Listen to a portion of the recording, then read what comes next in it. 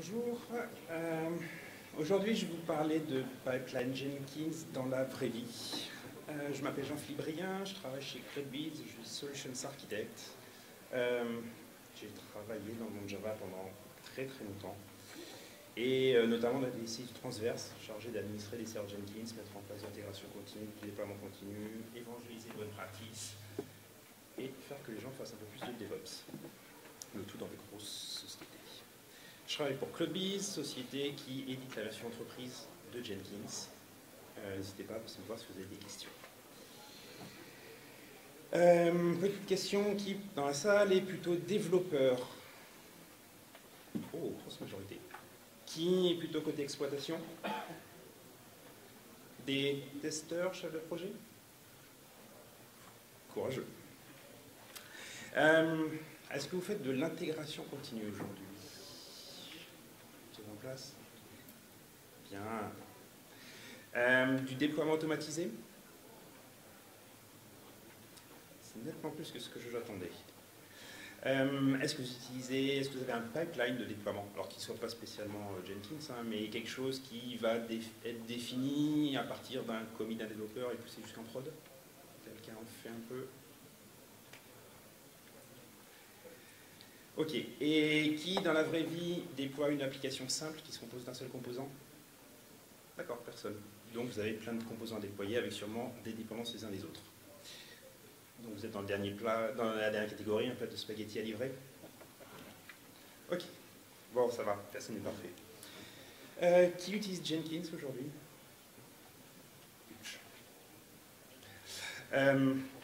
Bon, alors l'idée, ça va être de comment va-t-on faire pour pouvoir livrer plus rapidement du code de meilleure qualité. C'est un peu l'idée de ce qu'on va pouvoir faire. Pour ça, il va nous falloir un processus, ce fameux pipeline, qui va s'assurer déjà de la qualité de ce que les développeurs, en majorité vous, peuvent produire, qui doit s'exécuter de façon fiable. Évidemment, si on peut éviter de devoir les réparer, le pipeline, ou les déploiements, ou l'intégration continue tous les jours, c'est quand même vachement mieux, parce qu'on a autre chose à faire. Et lui, va produire de la valeur un peu plus rapidement. Et donc pour ça, pour pouvoir automatiser ça, il va nous falloir un pipeline. Un petit exemple de pipeline, c'est très simple, c'est le pipeline linéaire, complètement classique, où on va avoir une première phase qui va être de compilation, lancement des tests unitaires. On va aller publier un artefact qu'on a pu générer, on va lancer une analyse sonar derrière, lancer des tests d'acceptance automatisés, ça va être du Selenium, des choses comme ça, après avoir déployé sur un environnement pour pouvoir faire nos tests Selenium, potentiellement des tests de charge après, du JMeter ou du Gatling, après avoir déployé sur un environnement de perf. Après, on va se mettre un petit peu en attente, on va se dire, tiens, au niveau des tests manuels, pour la QA, attendre qu'un QA manager nous valide le déploiement sur son environnement, et rebelote pour la prod, attendre que, une fois un ops, nous valide un déploiement sur la prod. Très classique. Les jobs Jenkins Pipeline. Alors pour ceux qui ne connaissent pas forcément, c'est un nouveau type de job depuis Jenkins 2 qui est disponible. À terme, dans le futur de Jenkins, ça va sûrement devenir le type de job par défaut. Donc je vous encourage à y passer. La présentation de Maxime ce matin a dû vous donner envie. Et à quoi ça ressemble? Ça va ressembler un petit peu à ça. Alors le code est un petit peu vieux, la syntaxe c'est un petit peu amélioré, mais c'est le code du pipeline que je viens de vous montrer. Des steps les unes après les autres. Ça se visualise en ça. Sur les lignes, vous avez vos différents builds et en colonne les différents stages de votre pipeline. C'est bien, mais bon, c'est bien, mais pas top. On va essayer d'optimiser. On se dit, au lieu de faire les tests les uns après les autres, on les parallélise.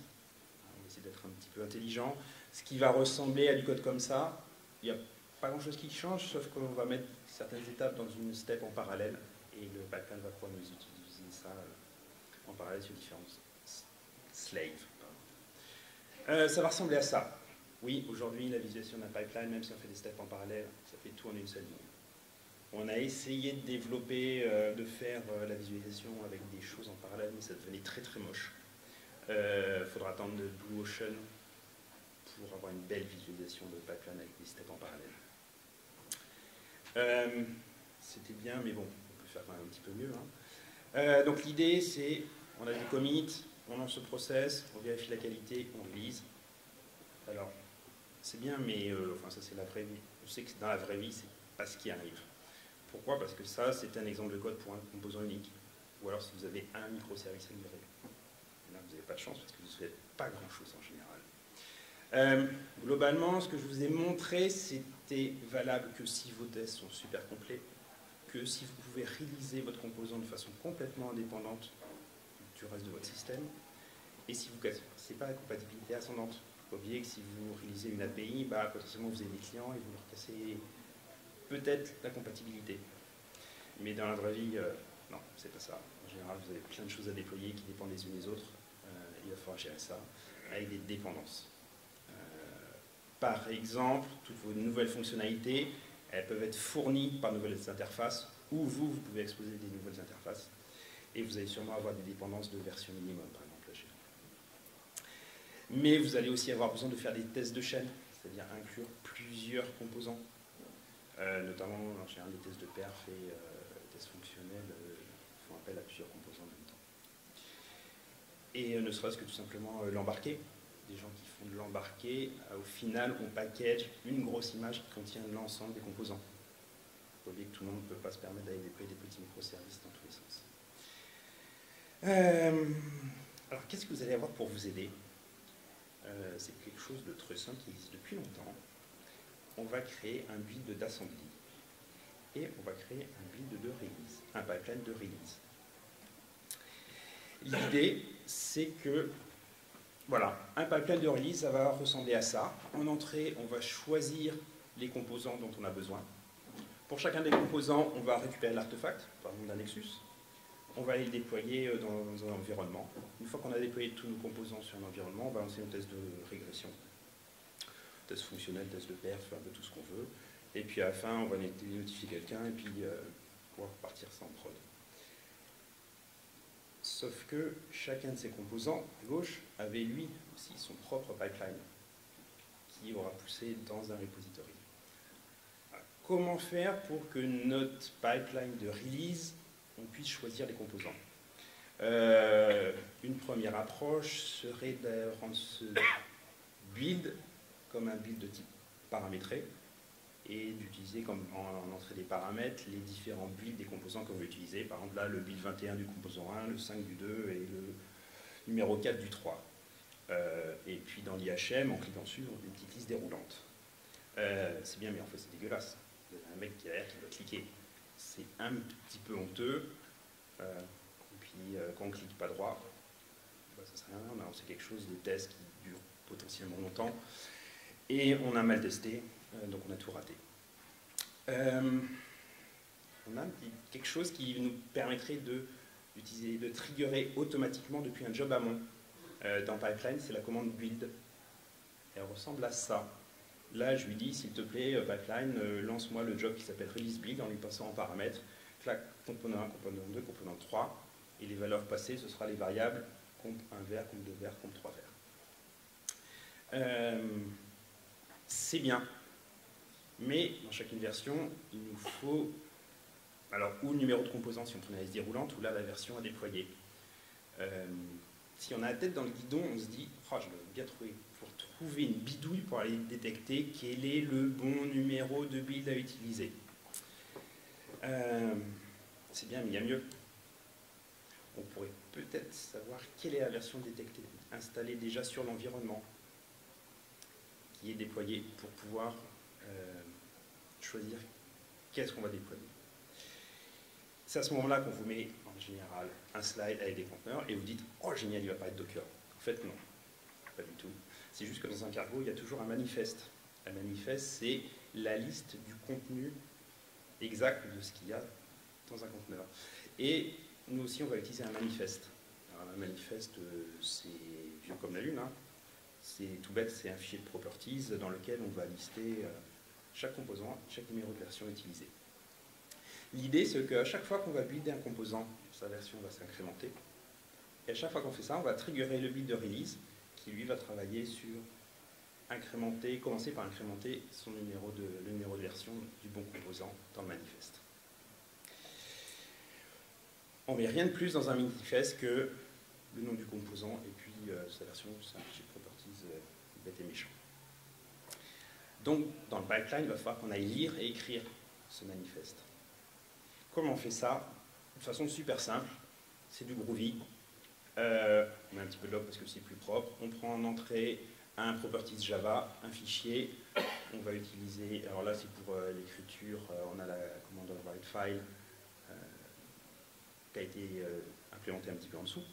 Vous noterez le @non-cps qui permet de ne pas serialiser cette méthode, puisque Jenkins, à chaque fois qu'il passe d'une step à une autre, il va serialiser l'intégralité de l'état du pipeline.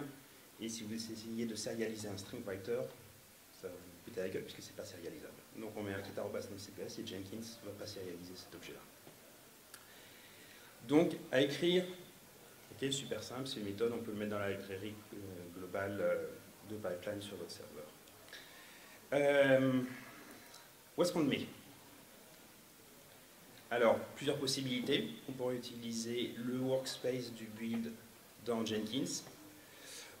C'est bien, mais un workspace, c'est limité à un slave. Et puis, dès que vous avez un build suivant, bah, c'est un petit peu écrasé. Ou si vous changez de build de slave, bah, vous ne l'avez plus. Dans votre gestionnaire de sources, c'est bien, vous avez l'historique. Ça tient la concurrence, mais pas génial quand on utilise plusieurs noms en même temps. En tant qu'artefact de build Jenkins, ça, c'est plutôt pas mal. Un file system externe, ouais, bof, c'est un peu chiant pour historique. Et puis un gestionnaire d'artefacts, genre du Nexus ou ce genre de choses. C'est pas mal, mais c'est fait un petit peu compliqué. Non, on va plutôt utiliser le build artefact de Jenkins. Ce qui va ressembler à ça, bah voilà, vous allez avoir un fichier manifeste qui va se lier à votre job, et ça va être à peu près tout. C'est très simple, en plus, c'est utilisé dans Jenkins. Vous faites un archive du nom du fichier, hop, ça y est, c'est fait. Et ce fichier est disponible entre chaque build. Non, on n'a pas encore fini. On va utiliser des fonctionnalités de base qui existent dans les jobs Jenkins pour avoir quelque chose qui tourne plutôt bien, notamment cette petite fonction. On va désactiver l'exécution en parallèle de build sur ce pipeline de déploiement. D'une part parce que ça ne se fait pas de déployer plusieurs choses en même temps sur le même environnement. C'est exposé à mourir très rapidement. Et la deuxième idée, c'est de pouvoir avoir un petit peu un schéma comme ça. Vous pouvez avoir plusieurs mises à jour sur un même composant. De toute façon, tant que vous avez un build de release qui est en cours d'exécution, il ne va rien lancer d'autre. Donc il sait que par exemple, composant 1 a été mis à jour avec le commit numéro 2 et composant 2 a été mis à jour avec les commits 1 et 2. Tant que le release build numéro 1 n'est pas terminé, personne ne va les traiter. Au moment où il aura terminé, il va voir qu'il y a eu des commits à faire, il va donc déclencher un nouveau build. Et là, chose très pratique, il va aller nous prendre le commit numéro 2 pour le composant 1, le dernier, et le dernier, et pareil, le commit numéro 2 pour le composant 2. On n'aura pas eu besoin de lancer un build pour le commit intermédiaire en jaune, le numéro 1. Donc c'est très pratique parce que Jenkins sait mettre des jobs en attente. La gestion de la concurrence au niveau des stage pipeline est bien faite.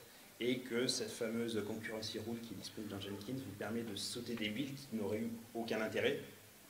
Sur le composant 2. Ah, je ne vais pas mettre à jour. Lancer un build pour le commit numéro 1 du composant 2 n'a aucun intérêt, vu qu'on en a eu un juste après. On prend le dernier état des sources. Ça va marcher très bien avec les gestionnaires de sources, tout ça. On va pouvoir utiliser des builds paramétrés, parce que un pipeline Jenkins, c'est avant tout un job. Donc on peut lui donner des paramètres d'entrée. Et puis on va pouvoir mettre des étapes supplémentaires dans notre pipeline de release derrière pour faire plusieurs sortes de tests ou ce genre de choses, chaîner avec d'autres choses. Un truc un peu intelligent à faire, c'est de mettre à jour le manifeste de façon asynchrone par rapport au build de release. On va faire des choses qui vont ressembler à ça. Quand un composant 1 va être mis à jour, son premier boulot, ça va être d'aller ou créer une nouvelle entrée dans le manifeste ou mettre à jour une entrée du manifeste pour composant 1. Hop, on change le fichier. Puis aller triggerer le build de release, qui lui, son premier boulot, ça va être d'aller lire le manifeste, faire une patouille, je vais vous expliquer juste après, déployer les applications, lancer les tests, patati patata. comment est-ce qu'on va faire pour mettre à jour ce manifeste? Très simple, on va commencer par lire le manifeste. On va copier l'artefact dans notre workspace en local. On va faire un read properties from file de ce manifeste. Ça va nous construire un properties Java. Et ce properties Java, ensuite, on va le merger avec la nouvelle version du composant qui vient d'arriver. On le réécrit sur file system, on refait un peu d'archive. Voilà, c'est tout. C'est automatique, ça marche bien. Le build de release, alors son boulot, lui, ça va vraiment être exécuter le déploiement et lancer les différentes sortes de tests que vous voulez sur vos environnements. Ça va ressembler un petit peu à ça. On va travailler sur tout un ensemble de composants. Vous en avez potentiellement plusieurs des composants. Pour chaque composant, on va aller récupérer la version. Qu'est-ce qu'il va faire pour chaque composant? Aller enlever la version et déployer la nouvelle version si elle a été mise à jour. Là, dans mon code, c'est bien, mais en fait, je désinstalle tout, je réinstalle tout. Absolument aucun intérêt. C'est rare qu'on ait tous les composants qui aient été mis à jour par un commit. Non, on va faire mieux. On va comparer avec ce qui tourne sur vos serveurs pour ne déployer que ce qui est nécessaire. Comment faire ça? Bonne pratique. Si vous avez des applications, s'il vous plaît, faites un endpoint qui expose le numéro de version qui est déployé. Faites un /info, quelque chose comme ça, qui va vous renvoyer la version directement déployée sur l'environnement. Ça sert toujours. Et on va pouvoir utiliser ça pour le comparer avec le manifeste dans ce qu'on a à faire. On va avoir cette petite fonction, compare version, qui va prendre deux properties. La première avec les versions qui doivent être mises à jour, et le deuxième, les versions qui sont aujourd'hui déployées. Et on a quelque chose d'intéressant, c'est juste ce if qui compare pour chaque application. Est-ce qu'il faut que je la déploie parce qu'il y a une nouvelle version à pousser, ou est-ce que j'ai rien d'autre à faire? On en profite pour aller écrire un petit fichier updates dedans. Alors le manifeste va ressembler à ça, et l'update va ressembler à ça, qui va lister quels sont les nouveaux composants qui ont été déployés, parce qu'on veut bien avoir des traces. Et voilà. Alors, si je vous fais un peu un résumé de tout ce que je viens de vous dire, les pipelines, ce n'est pas forcément quelque chose de linéaire. Dans la vraie vie, ce ne sera absolument pas linéaire. Vous allez devoir assembler plein de composants différents. Ça, c'est la vraie vie. Ce que je vous ai montré, ça s'appelle le pattern fan-in. Plein de choses qui se regroupent dans un seul tuyau. Avec ce pattern, après votre pipeline de release, ou dedans, vous allez pouvoir déclencher d'autres jobs en downstream, faire d'autres actions. Et puis, en fait, vous avez un suivi avec votre manifeste. À tout moment, vous allez regarder votre job de release et vous voyez tout de suite qu'est-ce qui est déployé, à quel endroit. Je peux vous faire une petite démo. Je vais aller un peu vite, mais j'ai peur de ne pas avoir assez de temps.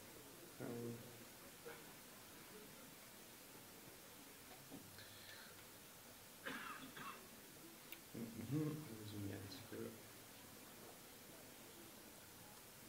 C'est assez lisible au fond. Ok.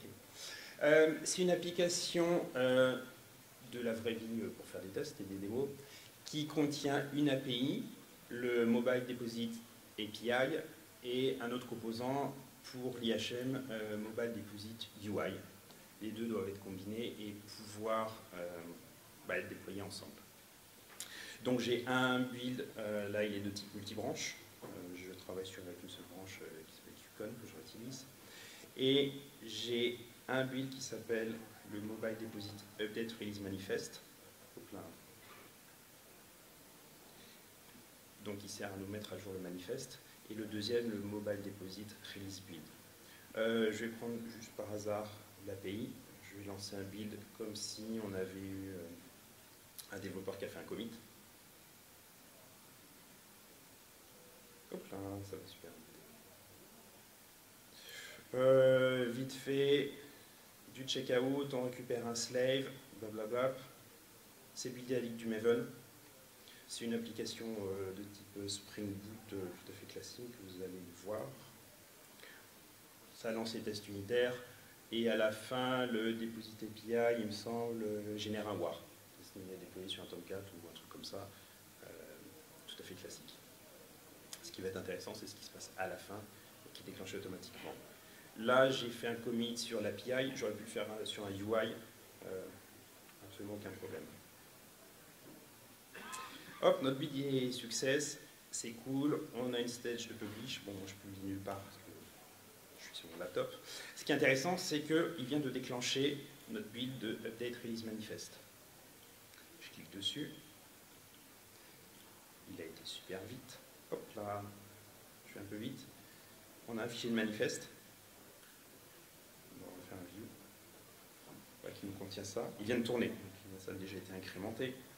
Je vous montre le build. On a un bout de checkout.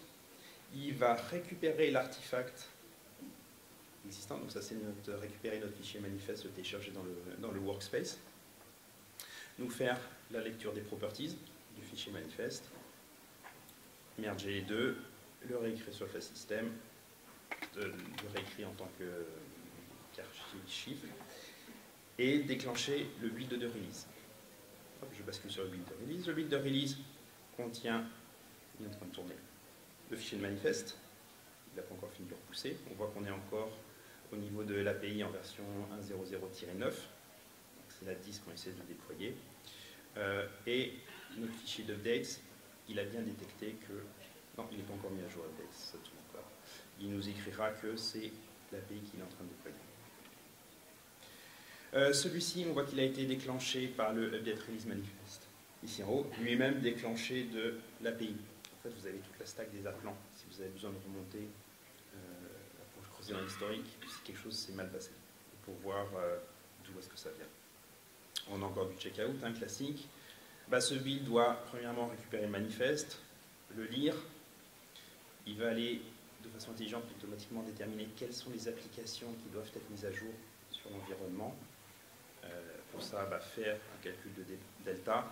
Là, il voit que Mobile Deposit UI a déjà été déployé et que API, par contre, a besoin de déployer. Après, la phase de mise à jour des applications sur cet environnement, où là, il va nous faire un coup de décommissionnement, puis enlever l'application et la réinstaller. Là, c'est un coup de curl qui triche. Et hop, voilà. Et pourquoi j'ai DLS? Je ne sais pas pourquoi. C'est pour faire sûrement, parce que c'est des pseudo-serveurs qui tournent dessus en localhost pour avoir des choses. Et à la fin, il nous met à jour le fichier manifeste de properties. Hop, et pareil pour les updates. Il lance ses tests sur cet environnement et moi j'ai mis une petite step, un approval humain pour savoir, une fois qu'on a terminé de tester, est-ce que vous voulez tuer les serveurs puisque c'est le petit serveur qui tourne en local. Hop, je valide. Hop, et mon build se termine. Je regarde à nouveau le manifeste. Voilà. Ça y est. Voilà, il nous a mis à jour en 1.0.0.10. J'incrémente de version à chaque fois que je fais un build dans mon exemple. Donc là, en fait, qu'est-ce que j'ai fait? Automatiquement, à chaque fois qu'un développeur va aller nous mettre une nouvelle version sur la API ou la UI, ou les deux en même temps s'il y a eu besoin, j'ai eu un job qui a tourné, qui a été déployé un ou plusieurs composants sur mon environnement qui m'a lancé les tests. Et il n'y a personne qui est intervenu manuellement dessus, personne n'a été sélectionné à la version. Et en sortie de ce job-là, j'ai censé normalement un package qui est prêt à être déployé en prod. Où vous êtes olé olé, vous poussez en prod, vous faites du continuous deployment, donc tout ce qui passe les tests automatisés. Où vous n'avez pas de chance, il faut des gens qui approuvent, qui font des réunions, ce genre de choses.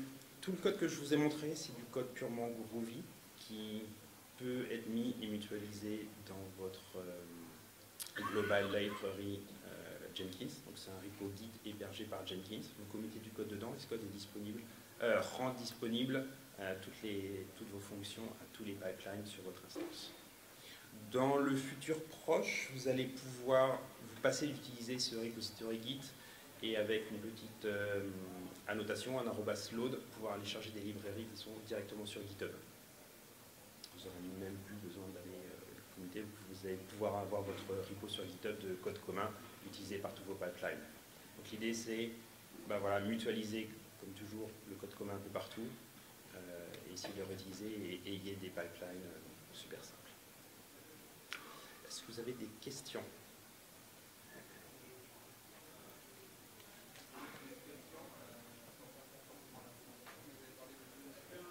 Oui. Blue Ocean, alors il est en bêta aujourd'hui, depuis Jenkins Word, on a fait l'annonce il y a 2 semaines. Et on estime qu'il sera réalisé, pour l'instant l'idée c'est de le réaliser au mois de mars, s'il n'y a pas de retard. Donc c'est de l'informatique, donc il y aura sûrement du retard. Et si vous voulez voir à quoi ça tourne, à quoi ça ressemble, je pense que j'en ai un. Je sais pas. Alors aujourd'hui, c'est le plugin en bêta est disponible dans l'Update Center open source classique, normal. Il vous faut un Jenkins 2, vous l'installez, vous avez un petit bouton qui arrive en haut. Alors attention, c'est une UI supplémentaire qui va se rajouter en plus de la UI existante. Elle ne va pas remplacer des choses, mais c'est en plus. Pourquoi? Parce qu'aujourd'hui, Jenkins, c'est une liste 300 plugins en open source. C'est impossible d'aller tous les mettre à jour pour gérer une nouvelle UI. Donc l'idée, ça a été d'en faire une supplémentaire à côté, nettement plus sexy, et qui est vraiment centrée sur les pipelines. J'ai 2 pipelines, un tout bête comme ça, et un autre de type multibranche, voilà, qui travaille sur les branches. Vous êtes au courant de ce que c'est que le pipeline multibranche? Le pipeline classique, vous pouvez définir le code de votre pipeline dans la UI Jenkins ou le commuter dans Jenkins File avec vos sources. Si vous créez un job de type multibranche, ça se fait au lieu de faire un pipeline, comme ici, vous descendez un peu, c'est disponible dans la version open source, vous êtes un multibranche pipeline, vous avez juste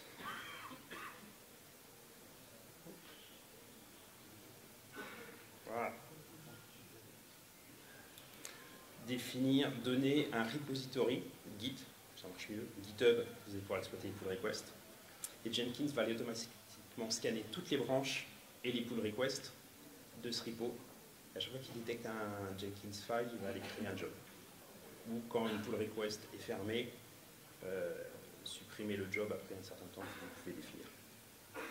Donc à quoi ça ressemble dans la vraie vie? Là, j'ai planté sur un repo qui contient 3 branches, enfin, 3 de mes branches ont un Jenkins file. Vous avez une petite partie branch indexing où on voit les logs. À un moment, voilà, ça a été lancé. Mon job a été interrogé GitHub, il a cherché, il a vu, tiens, il n'y a pas de pull request, je n'en avais pas à ce moment-là. Il a trouvé un Jenkins file, hop, il a créé un job, chacune de mes branches. Et en cliquant là-dessus, on passe à Blue Ocean. Pour l'instant, la page d'arrivée vous liste tous les pipelines qui sont existants. C'est très orienté Git, donc on va avoir les informations de branches qui apparaissent très vite à l'écran. Quand on clique dessus, on va avoir les SHA-1 de commit qui arrivent très vite. Et vraiment tout est organisé en listant voilà, l'information de type branche. Enfin, si on va faire un pipeline par branche, arrive très vite. Et en cliquant dessus, un branche avec des choses en parallèle, ça ressemble à ça. Donc, on voit bien les choses qui s'exécutent en parallèle. Et vous avez vos logs qui sont séparés en fonction des différentes étapes que vous avez séparées. Et quand on clique sur un stage en particulier, on a les logs qui sont restreints dessus. Je pense que j'en ai un qui ne doit pas terminer.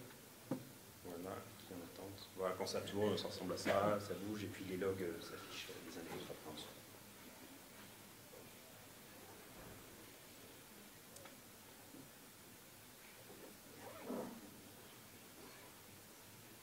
Est-ce que votre astuce du manifeste peut s'appliquer à des features branches et comment on peut l'appliquer sans créer N branches dans chaque repo? C'est-à-dire que tu vas pouvoir déployer des branches sur des environnements pour faire les tests? Oui, tu vas en fait, tu vas choisir ta source. Quels sont les composants qui vont aller, je dirais... C'est-à-dire que le développeur a créé sa feature branche et du coup la source elle est déjà là et on va bien voir si l'adresse est là. Après, de ce que j'ai vu dans la vraie vie, en général, quand tu commences à aller sur des tests de perf, des tests de chaîne, tu as déjà mergé sur une branche avec pas mal de features et tu as déjà un bon gros bébé avec pas mal de tests à faire. Il y a des gens qui arrivent à aller pouvoir lancer des tests de perf sur chaque feature, mais il faut être riche, avoir beaucoup de machines. Parce qu'il n'y a pas de test de perf. Il y a plusieurs types de tests de perf, certains qui durent longtemps. pour qualifier la feature. Dans ce cas, c'est plutôt des tests avant. Ouais, c'est pas des tests aussi longs que du Selenium complet sur toute ton application, ou du test de perf, du test de chef. C'est juste pour passer à la QA, comment on pourrait faire justement avec le properties et faire une sorte de composition des artefacts et arriver à la fin.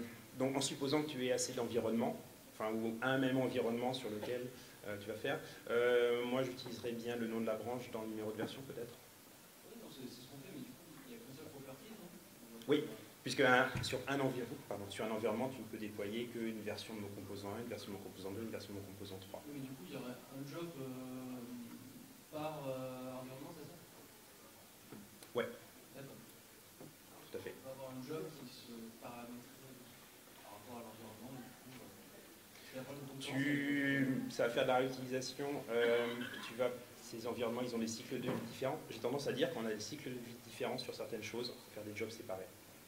S'ils ont des cycles de vie différents, on déploie des choses différentes dessus, à des rythmes différents dessus. Donc, on fait des jobs séparés. Surtout que, à moins qu'ils soient super riches, je ne pense pas que tu aies énormément d'environnement.